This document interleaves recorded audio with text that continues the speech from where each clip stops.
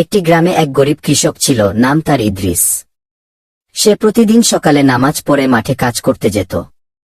তার জীবনে প্রচুর কষ্ট ছিল, জমি সামান্য, ফসল কম, সংসারে অভাব লেগেই থাকত। তবুও তার মুখে সবসময় হাসি থাকত, কারণ সে আল্লাহর উপর পূর্ণ ভরসা করত। একদিন প্রচণ্ড খরা পড়ল। গ্রামের সবাই দুশ্চিন্তায় পড়ল, অনেকে হতাশ হয়ে গেল। কিন্তু ইদ্রিস বলল, রিজিকের মালিক আল্লাহ, তিনি চাইলে শূন্য জমি থেকেও ফসল ফলাতে পারেন কি। সে প্রতিদিন নিয়মিত নামাজ পড়ত, দোয়া করত আর যা পারত মাটিতে বীজ বপন করত। কয়েক সপ্তাহ পর হঠাৎ এক রাতে বৃষ্টি নামল। যেখানে ইদ্রিসের জমি ছিল, সেখানে বৃষ্টির পানি জমে ফসল গজাতে শুরু করল। আশ্চর্যের বিষয়, তার চারপাশের অনেক জমিতে পানি পৌঁছায়নি, কিন্তু তার জমি সবুজ হয়ে উঠল।